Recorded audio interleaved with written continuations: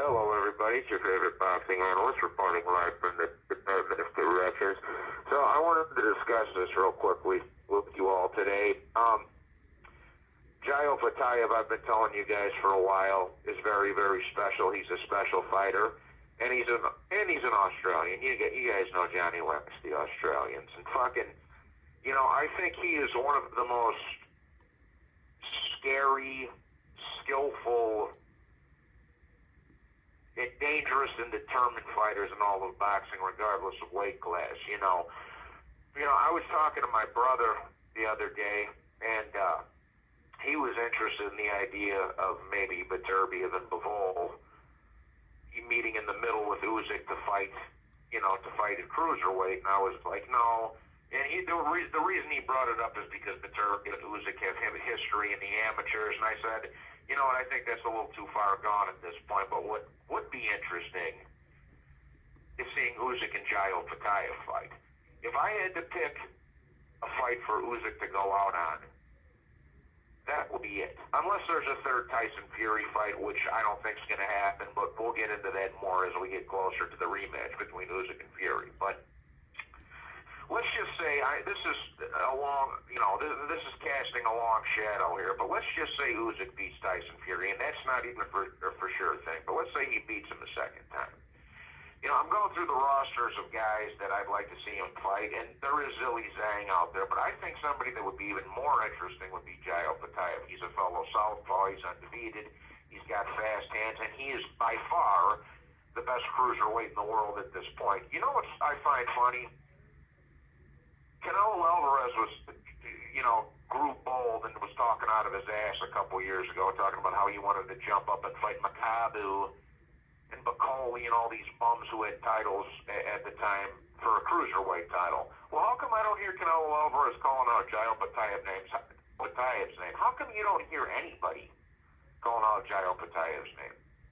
I'll tell you why. Because he's one of the best fighters in the world, and he's one of the most dangerous fighters in the world. And as time is going on, I'm beginning to believe he's also one of the most avoided fighters in the world.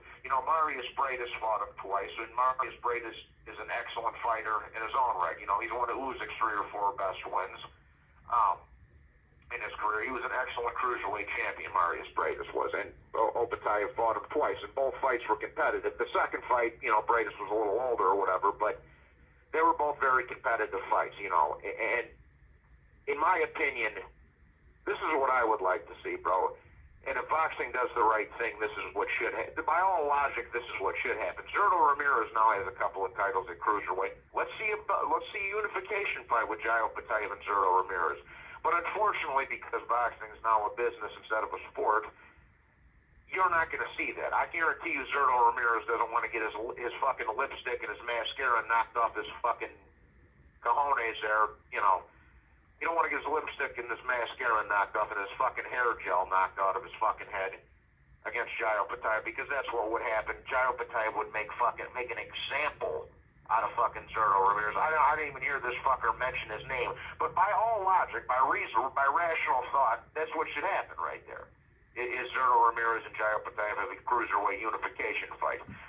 But they won't allow that to happen, unfortunately. But it would be nice. It would be nice if it did, and Opetaia would rip fucking Zurdo Ramirez's head off. Zurdo Ramirez is a tough guy, but he was a weight bully for a long time. He was a weight bully at both 168 and 175. Now he's more or less in his actual weight class in cruiserweight, and he's not. Billum Smith didn't do anything for me, so I don't know how far you want to take that victory with a grain of salt, but. That doesn't do a whole lot for me, bro.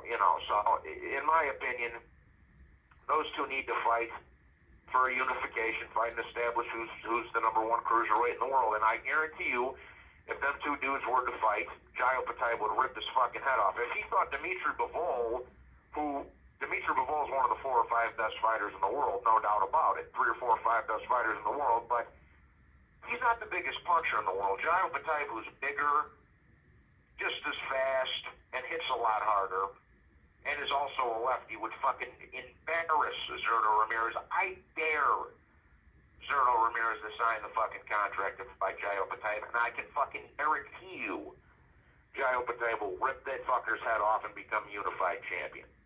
and collect more fucking belts. That's something I would like to see. This is just Johnny speculating right here. This is a fight that Johnny Boy would like to see going into the new year.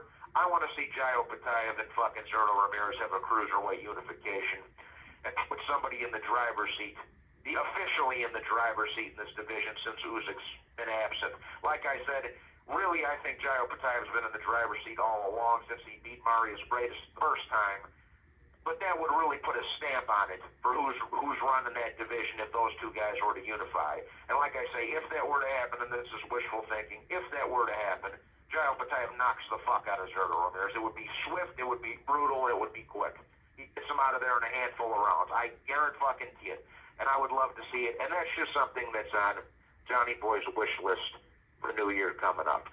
Now, I see that they're targeting February for Bivol Beterbiev rematch, and we're going to get into that more in the next couple of days here. But I just wanted to share my thoughts on Jai Opetaia and possibly having a unification fight with Zurdo Ramirez. Zurdo Ramirez doesn't have anything for him. He's too slow. He's a fucking pretty boy. He's too heavy-footed.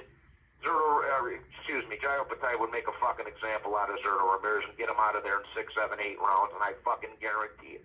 Just wanted to say that, just wishful thinking for what 2025 could possibly bring, and we will get into the Bivol Beterbiev 2 fight here within the next couple of days. So with that being said, please be sure to hit the like and subscribe. God bless you all, and I will talk to you on the next one. Take care. Bye-bye.